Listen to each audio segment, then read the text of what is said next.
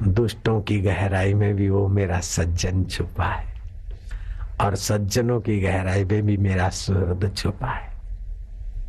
केवल देखने की नजरिया आ जाए। कीड़ी के अंदर ज्ञान स्वरूप वो सत्ता परमात्मा की है, अपने अंडों को सुरक्षित जगह पे ले जाती। तो भगवान सत स्वरूप है, भगवान चित स्वरूप है, भगवान ज्ञान स्वरूप आनंद स्वरूप है और भगवान अस्थि है। शरीर है कि नहीं, दुख है कि नहीं, ये सवाल हो सकता है, लेकिन मैं हूं कि नहीं ये सवाल कभी नहीं होता। मैं तो हूं, ये भगवान का अस्तित्वपना है, भगवान का सतपना। हे अर्जुन, मैं ही तपता हूं, वर्षा का को आकर्षित मैं ही करता हूं और मैं ही बरसता हूं जल होकर। सूर्य में तपन मैं हूं और वर्षा मैं ही हूं और जल में स्वाद मैं ही हूं। और पृथ्वी में जो गंध गुण है और बीजों को सत्ता देने वाली सत्ता, वो भगवत सत्ता है। अमृत और मृत्यु तथा सत और असत मैं ही हूं। किसी मजहब ने ये साहस नहीं किया। जो भी मत पंथ धर्म बनाए हुए वो मनुष्यों के बनाए हुए, उन्होंने ये साहस नहीं किया। लेकिन ये सनातन धर्म के श्री कृष्ण क्या साहस की, क्या सच्चाई की बात रख देते हैं कि सत भी मैं हूं, असत भी मैं हूं। मया सर्वमिदं ततः मत स्थानी सर्वभूतानि। दुनिया में जो होता है भगवान की सत्ता, भगवान की इच्छा से, भगवान की आधीनता से ही होता है और भगवान में ही होता है और भगवान से ही होता है। ये बात समझ में आ जाए तो बड़ी बड़ी आपदाओं के समय भी भगवान की परम संपदा आपकी रक्षा और आपकी प्रसन्नता में छलकने लगती। नाव चल रही थी, महात्मा बैठे थे। भगवत सत्ता से ही सब होता है और भगवान में ही सब होता है, भगवान की इच्छा से ही सब होता है। इस बात पर टिके हुए महात्मा थे। नाव में कहीं थोड़ा सा छेद होता रहता है तो वहां से थोड़ा छेद बढ़ गया, पैकिंग थी, खुल गई, पानी आने लगा। तो महात्मा करमंडल भर भर के बाहर से नाव में पानी डालने लगे। नाविक बोला, बाबा क्या कर रहे हैं, ये तो पानी आ रहा है। बोले, उसकी मर्जी है डुबाने की तो हम उसके साथ हाजिर। ओ नाविक जानता होगा महात्मा को अथवा श्रद्धा होगी। नाविक ने अपना जो कुछ तुक्का लगाया और पानी आना बंद हो गया। तो जो पानी जमा था नाव में वो महात्मा करमंडल भर भर के बाहर उलझ रहे। बोले, बाबा अभी तो नाव डुबाने में पानी भर रहे थे, अभी फिर उलझते क्यों हो? बोले, वो डुबाने की इच्छा से पानी अंदर आया, लेकिन तेरे प्रेरक परमात्मा ने ऐसी युक्ति और ऐसा तुक्का दिया कि वो पानी बंद करवा दिया, उसने अंदर आना बंद करवा दिया। तो वो हमें डुबाना नहीं चाहता, नाव किनारे लगवाना चाहता है, तो मैं उसके साथ सहयोग हूं, मैं तो उसका कठपुतली हूं। राम तीर्थ नंगे सिर, नंगे पैर और सन्यासी वस्त्र, काशाय वस्त्र में, शायद वे पहले ही सन्यासी रहे होंगे जो विदेशों में गए। बगीचे में टहल रहे थे। ओ रेड मंकी, हो रेड मंकी। राम तीर्थ भी नाचने लगे, ओ रेड मंकी, रेड मंकी। मन चले कॉलेज के हरामी छोरों ने और मजा लिया तो राम तीर्थ और हंसे, O red monkey. We said to you, बोले यस आई से हिम। वो तो छोरों को और मजाक आई, बोले मैं इसको कहता हूं, ये तो कोई घोर पागल आदमी है। तो टोला इकट्ठा हो गया। किसी सज्जन आदमी को, अमेरिका के आदमी को पता चला, उन छोरों को भगाया। राम तीर्थ बड़े खुश मिजाज से जहां ठहरे थे वहां आए। बोले, स्वामी जी आज बहुत हैप्पी लग रहे हो। बोले, रेड मंकी का मजा लिया लड़कों ने, तो मैंने भी इसका मजा लिया। बोले, who is red monkey? He is the red monkey. ये लाल बंदर है शरीर, और क्या है? लाल कपड़े पहने तो लाल बंदर है, इसका हमने मजा लिया। और लोग मजा ले रहे तो मैंने भी मजा लिया। देह छता जेनी दशा वर्ते देहातीत। वाहवाही हो तो अंदर खुशी होती है तो भी कमी है, और निंदा होती है तो अंदर दुख होता है तो अभी कमी है सूझबूझ की। न खुशी अच्छी है न मलहाल अच्छा है, यार तू जिसमें रख दे वो हाल अच्छा है। हमारी न आरजू है न जुस्तजू है, हम राजी उसमें जिसमें तेरी रजा है। ये मैं कह देता हूँ, कहना आसान है, लेकिन ऐसी स्थिति तो उसी की कृपा से बने। सो जाने जसुदेव जनाही, जानत तुम ही हो जाए।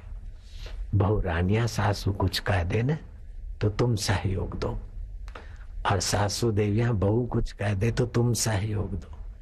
ननद लालियां भाभी कह दे तो तुम सहयोग दो, और भाभी देवियां ननद कह दे और पड़ोसी देवियां पड़ोसन कह दे तो तुम उस समय ईश्वर को ही देखो कि प्रभु आप ही की लीला है, हम जान गई। हाँ ठीक ही कहते हैं आप।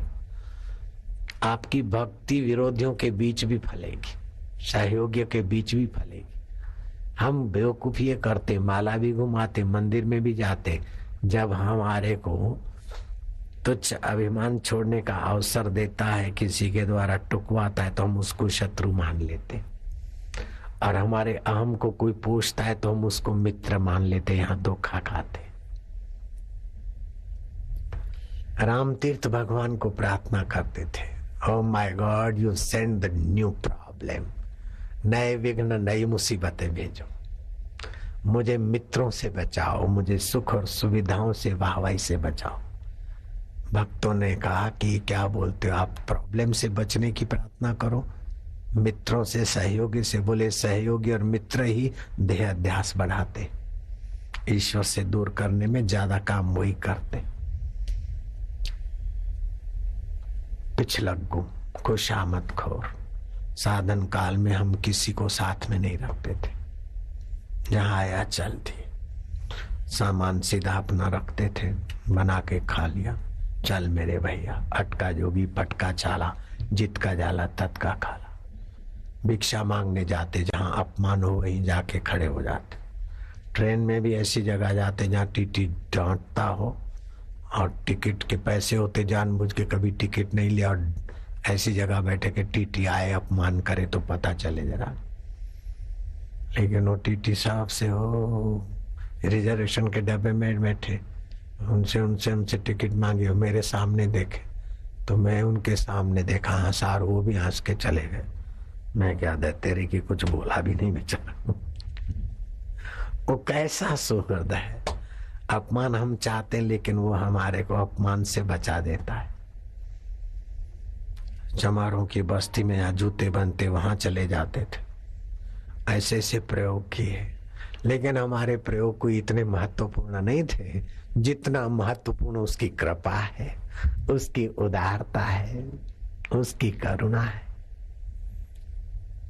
हम भिक्षा मांगने निकलते और भक्तों ने गुरु जी को फरियाद कर दी कि आपका शिष्य और ये डीसा के कॉलोनी में भिक्षा मांगे, साईं हमारा सिर नीचा हो जाता है, हमारी इज्जत का सवाल है, हमको डूब मरना चाहिए। हमारे गुरु जी का एक ही शिष्य साधु और वो भी हमारे गांव में भिक्षा मांगे।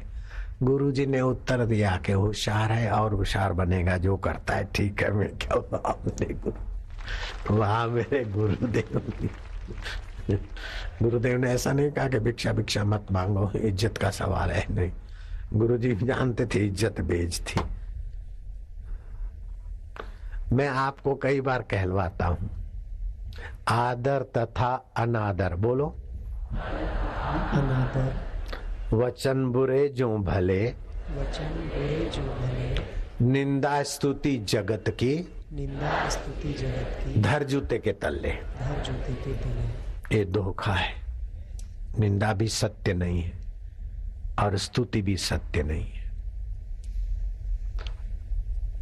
आप में दोष है ये भी सत्य नहीं है, और आप में गुण है ये भी सत्य नहीं है, लेकिन आप में भगवान है और भगवान में आप हैं ये सत्य है।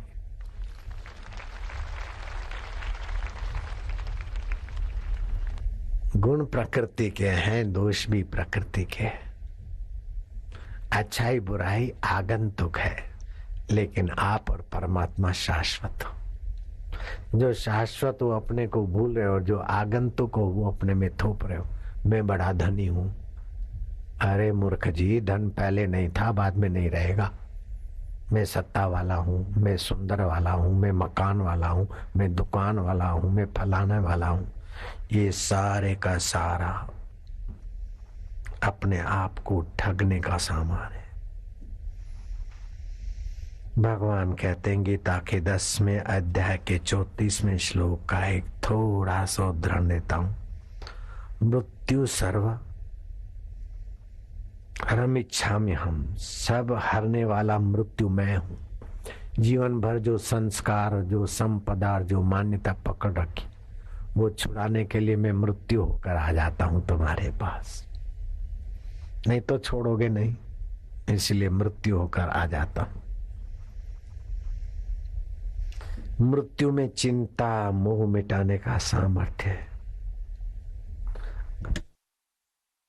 अगर मृत्यु में भगवान की करुणा कृपा सत्ता नहीं होती तो जैसे नींद में हम जाते और नींद में से उठ के फिर वही की वही यादें आती और वही के वही तनाव और खिंचाव, ऐसे मृत्यु के बाद फिर दूसरा जन्म होता तो वही यादें और वही तनाव आते नहीं। लेकिन इसमें भगवान की सत्ता, भगवान की करुणा है।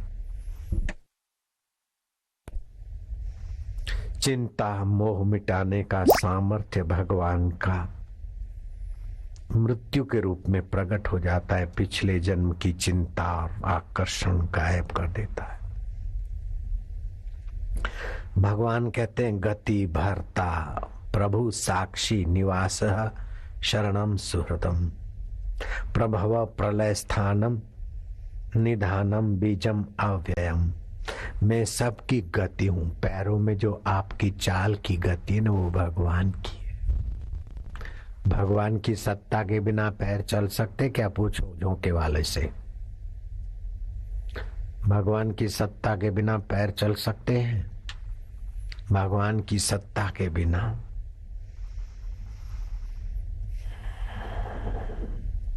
चार प्रकार की गति होती है।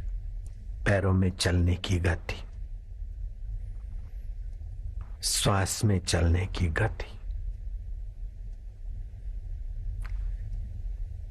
भरण और पोषण की गति, वो भगवान की सत्ता है। और भगवान बोलते मैं स्वामी हूं। स्वामी भगवान है। बेवकूफी से हम बोलते इस चीज के हम स्वामी। हम हमारे शरीर के भी स्वामी नहीं है। अगर हमारे शरीर के स्वामी हम हैं तो शरीर हमारे कहने में चले, नहीं चलता। झुर्रियां पड़ जाती हम नहीं चाहते, बाल सफेद हो जाते हम नहीं चाहते, बीमारी आ जाती हम नहीं चाहते, मृत्यु आ जाता है हम नहीं चाहते। शरीर हमारा, हम शरीर के भी स्वामी नहीं है। और हेकड़ी दुनिया भर की मैं इसका स्वामी हूँ, मैं इसका स्वामी हूँ, मैं पत्नी का स्वामी हूँ, बेटों का स्वामी हूँ, फलाने का स्वामी हूँ, नौकरों का स्वामी हूँ। अपने शरीर का तो स्वामी होके दिखा, अपने मन का तो स्वामी होके दिखा लालो। सच्चे स्वामी की शरण जा, तब अपना असली स्वामित्व तो तुम्हारा प्रकट होगा। सबकी गति और सबका भरता भरण पोषण करने वाला मैं हूं। स्वामी और साक्षी भी मैं हूं। जज के यहाँ चश्मदीद गवाह चाहिए, साक्षी चाहिए, विटनेस चाहिए। लेकिन भगवान बोलते सबके अंतःकरण का मैं साक्षी हूं, उसमें किसी गवाह की जरूरत नहीं। किसी के कहने सुनने चश्मदीद गवाहों की जरूरत नहीं है और कोई माल मुद्दे की जरूरत नहीं हो। भगवान सब देख लेते। मैंने कई बार इस कथा को दोहराया और आज फिर से हजारों हजारों लोग नए दोहरा देता हूं। जयपुर और कोटा के बीच एक छोटा तीर्थ है। वहां नारायण शर्मा उनके साथी गए तो तीर्थ में कई भिखमंगे दिखे जाते। एक भिखमंगा छोरा पड़ा था, दोनों पैर कटे थे घुटनों के ऊपर से। नारायण शर्मा ने कहा कि ये पैर एक्सीडेंट में इस तरीके से नहीं कटते, ये कैसे पैर कटे? बोले बाबूजी मैंने स्वयं काटे। मैं बकरी चराने वाला शैतान छोरा था, कुहाड़ी लेकर जंगल में घूमता था, बकरियां चर रही थी। हिरण ने प्रसूति दी, हिरणी ने बालक को जन्म दिया। बस वो जन्म दे ही चुकी थी और मैं पहुंचा तो भय के मारे मेरी क्रूर आंखें और क्रूर कुहाड़ी के इशारे से हिरणी तो प्राण बचा के भाग गई। मैंने हिरणी के बच्चे के घुटनों से ऊपर के चारों पैर काट डाले। उस समय तो कोई नहीं था, लेकिन थोड़े ही दिनों में मेरे पैरों को दर्द हुआ। इलाज करके थक गए और जयपुर हॉस्पिटल के डॉक्टरों ने कहा पैर घुटने के ऊपर से कटेंगे। बाबूजी 2 पैर तो कटे, अब 2 हाथ कोनी के ऊपर से कटेंगे मुझे लगता है। वो कौन सा साक्षी है?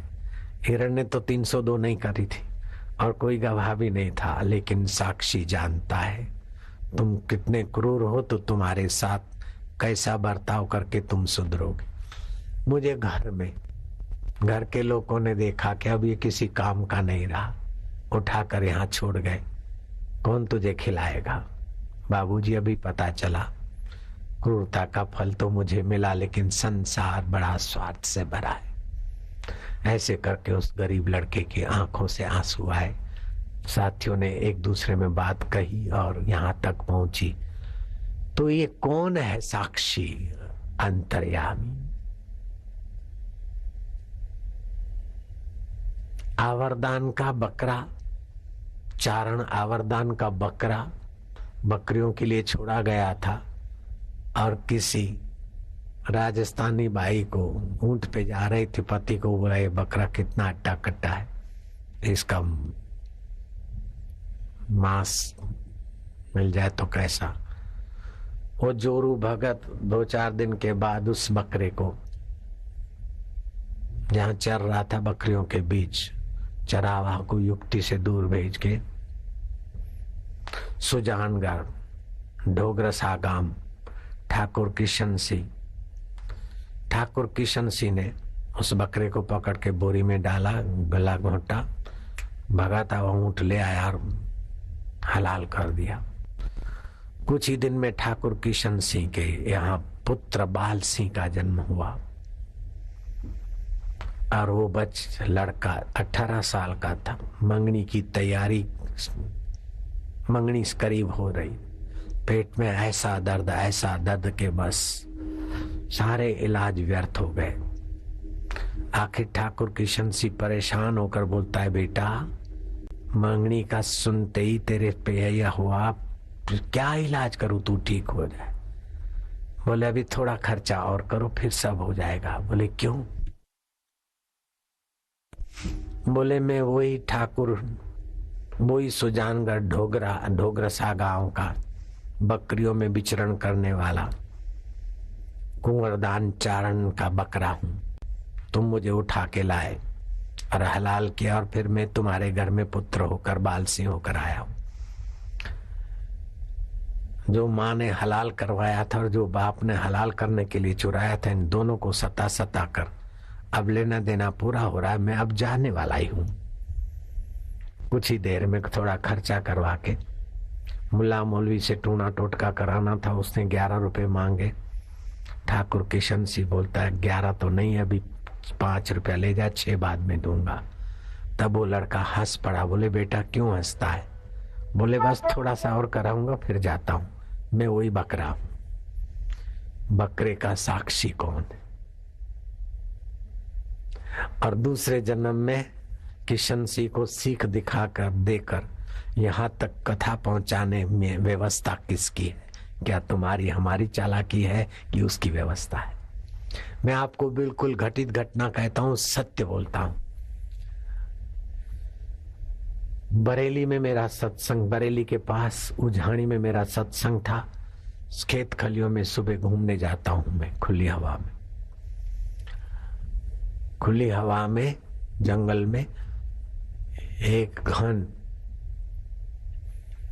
मीटर में 5 करोड़ ऋण आयान होते हैं और जहां खेत खली और गांव नजीक होता है वहां 2 लाख से 5 लाख होते हैं आयान, और शहरों में 50,000 होते हैं और ऑफिसों में 25,000। तो 5 करोड़ ऋण आयान वाली हवा स्वास्थ्य के लिए वरदान है। आज भी मैं नदी के बेट में अपना प्राणायाम और आसन और नियम वही करके आया था।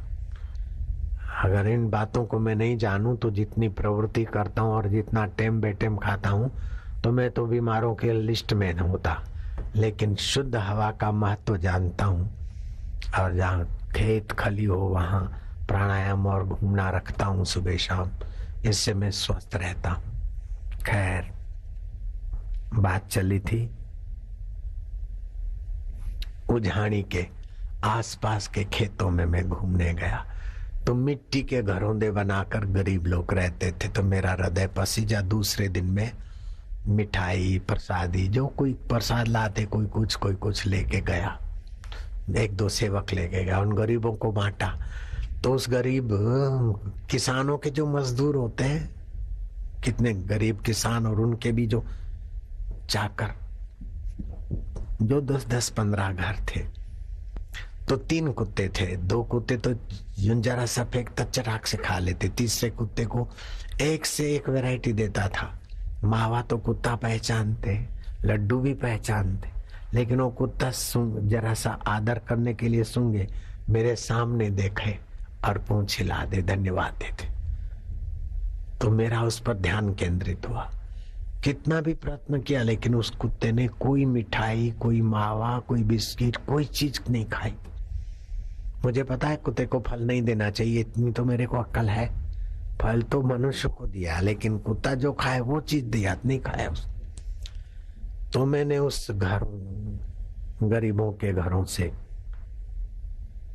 पूछा कि कुत्ता खाता क्यों नहीं? बोले बाबा आज मंगल तो नहीं है। मैंने कहा है तो मंगलवार। बोले मंगल का उपवास करता है। कौन साक्षी है कुत्ते का? कोई कैलेंडर देखा नहीं। प्रभात को हम घूमने गए सूर्योदय के समय, और कुत्ते को कैलेंडर दिखाओ तो क्या पता चले कि आज मंगल है। भगवान बोलते हैं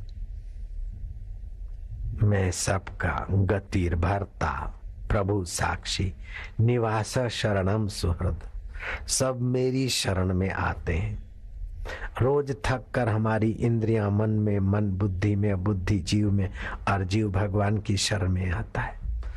तभी उस भगवान का नाम ऋषियों ने रखा गोपाल। गो माना इंद्रियां, इंद्रियों को पालने वाले प्रभु तुम गोपाल हो। और इंद्रियां विचरण करती है, तुम गोविंद हो। गोविंद बोलो, हरि गोपाल बोलो, राधा रमण हरि गोविंद बोलो। राधा उल्टा दो तो धारा, तुम्हारी सुरता वृत्ति जहाँ से उठती है वह गोपाल है, वह गोविंद है। वो राधा को रमण करने की सत्ता देता है। ऐसा साक्षी भरता भोक्ता शरणम और सुहृद भगवान बोलते मैं हूं। प्रभव प्रलय स्थानम, सृष्टि की उत्पत्ति करने वाला और प्रलय करने वाला। निधनम बीजम अव्ययम, सबकी गति भरता अर्थात भरण पोषण करता, स्वामी और साक्षी। सबका स्वामी भी मैं हूं और सबका साक्षी भी मैं हूं। निवास अर्थात सबका वास स्थान भी मैं ही हूं। सभी हम भगवान में वास कर रहे हैं। ऐसी कोई जगह नहीं जहां भगवान ना हो। भगवान में ही 5 भूत बने। जैसे आपके स्वप्ने आत्मा में ही रेलगाड़ियां बनती है, पैसेंजर बनते हैं, खेत खलियां बनती है, स्टेशनें बनती है, तो सभी आप में है। ऐसे ये सारा ब्रह्मांड भगवान में है। भगवान ही हमारा निवास स्थान है। हम भगवान में ही उत्पन्न होते हैं, भगवान में ही घूमते हैं। रात को भगवान में ही सोते और मरते तो भी भगवान में, और जन्मते तो भी भगवान में। लेकिन दुर्भाग्य यह है कि भगवान का पता नहीं। जो बदल, लेकिन दुर्भाग्य यह है कि भगवान का पता नहीं। जो बदलता है उस शरीर को मैं मानते, और जो मिट जाती उन वस्तुओं को मेरा मानते, यहाँ मार खा जाते। मैं अरु मोर तोर की माया, बश कर दीनी जीवन काया। तुम्हारी 3 काया है, स्थूल काया, सूक्ष्म काया और कारण काया। और 5 शरीर हैं तुम्हारे। ये स्थूल अन्नमय शरीर, इसके अंदर चल रहा है प्राणमय शरीर, इसके अंदर चल रहा है मनोमय शरीर। मन सो गया तो प्राण चलते रहे, मुंह में लड्डू या रसगुल्ला डालो तो स्वाद नहीं आएगा। इन 5 शरीरों को सत्ता उसी की है, चेतना उसी की है। यह हाथ उठा तो संकल्प के बिना नहीं उठा। मनोमय शरीर और प्राणमय शरीर का सहयोग तो हुआ, लेकिन आनंदमय विज्ञानमय शरीर की गहराई में अगर चैतन्य का स्पंदन नहीं होता तो हाथ नहीं उठ सकता है। तो हाथ भी भगवान की सत्ता से उठा है। लेकिन कर्म में हम कर्ता होते तो जैसे ऊंचे कर्म करते तो ऊंचा फल होता है, नीचे कर्म होते तो नीचा फल होता है। तो हम नीचे कर्मों से बचे और ऊंचे कर्म जिसकी सत्ता से किए जाते हैं उस ईश्वर को अर्पण करें तो ईश्वर प्रसन्न होकर हमारे हृदय में प्रकट होने की व्यवस्था करता है। हम चलते हैं भगीरथ राजा के पास। तीतल मुनि ने आज्ञा दी और 7 दिन के अंदर राज्यपाट शत्रुओं को देकर राज्य में भिक्षा मांगते हुए 7वें दिन तीतल ऋषि के पास पहुंचे। वस्तुओं का राग मिट गया और वस्तु छीनने वालों के प्रति द्वेष मिट गया। बुद्धि फला अनाग्रह भगीरथ सत्पात्र जिज्ञासु होकर आए। तीतल मुनि का थोड़ा सा सत्संग भगीरथ परमात्मा में स्थिति पा ली। जाओ भगीरथ राजा विचरण करो। भगीरथ राजा कभी कहीं विचरण करते करते एक संध्या को पूर्व दिशा के तरफ चलते चलते रात्रि को ऐसे नगर के द्वार पर पहुंचे कि नगर के दरवाजे बंद हो गए थे। नगर के बाहर लगाया आसन और लेटे। उस रात को नगर का राजा मर गया था और उस राज्य का नियम था कि हथिनी को सजाया जाए और हथिनी जिस पर कलश डोले उसी को राजा बनाया जाए। हथिनी सजी धजी नगर में घूमती हुई नगर के बाहर निकली। राजावी के लक्षण और भर्ता भोक्ता की आकर्षणी शक्ति भगीरथ राजा में। हथिनी का प्रेरक और भगीरथ का प्रेरक कैसा सुहृद प्राणी मात्र। हथिनी ने राज्य का लक्ष्य भगीरथ के ऊपर ढोल दिया। जय जयकार हुई और राजा घोषित हुए। विधिवत ब्राह्मणों ने राज अभिषेक करके भगीरथ राजा को उस नगर का राज्यभार दिया। राज्यभार संभालते कुछ समय बीते, लेकिन अब जीवन मुक्त है, बोझा नहीं लग रहा है। राज्य सुंदर सुव्यवस्थित चल रहा है, क्योंकि राजा निर्वासनिक है तो उसके द्वारा परमात्मा अपनी लीला विशेष प्रकट करते हैं। ब्रह्मवेता कोई राजा बन जाए, देश की तकदीर बदल जाए। अरे 1 लाख आदमी में एक आत्म साक्षात्कारी हो तो 5 मिनट में धरती स्वर्ग में बदल जाएगी। ऐसा आत्म साक्षात्कार का प्रभाव वैभव होता है। जहां भी आत्मज्ञानी संत जाते वहां का माहौल सात्विक हो जाता है, वहां के दैवी गुण उभरने लगते हैं। कैसी भी जगह हो वहां तीर्थत्व आ जाता है। इसीलिए जैन धर्म ने ऐसे संतों को तीर्थंकर कहा, तीर्थ मेकर। ऐसा संत बड़ को छूकर कुछ कर दे अथवा मूर्ति में प्राण प्रतिष्ठा कर दे तो उस मूर्ति का उस बड़ का बड़ा महत्व होता है। ऐसी भगवत सत्ता